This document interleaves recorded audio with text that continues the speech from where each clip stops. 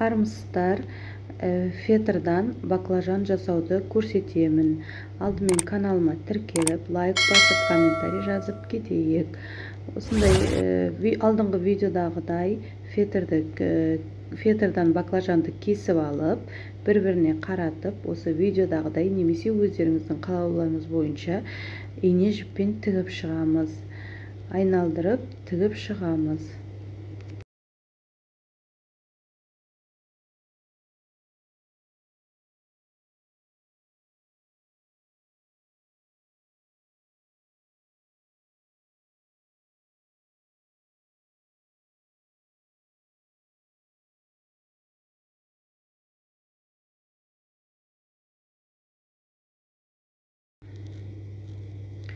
Айналдырып тігіп шығып, орын қалдырып, сол қалдырған орын арқылы синтефонды кішкене түтіп жіберіп, ішіне бәрін салып шығамыз.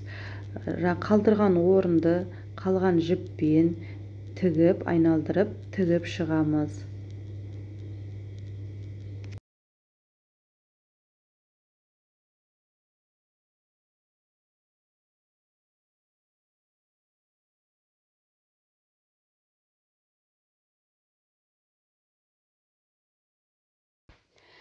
Енді баклажанның жапырағын тігеміз.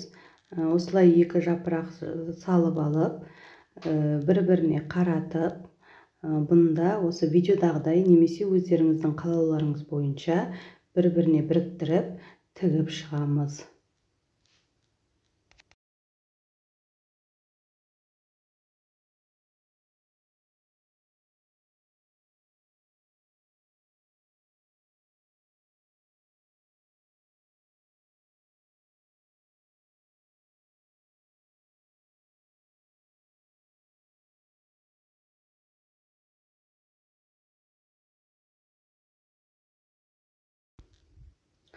Осылай тігіліп болған жапырақты баклажанның басына орналастырамыз. Немесе ыстық клеймен клейлеуге, немесе жәймендеп астынан білдіртпей тігіп жіберуге болады. Басқа да видеоларды көргілеріңіз келсе, каналыма тіркеліп, лайк басып, комментарий жазып, қоңыраушаны басып қояйық.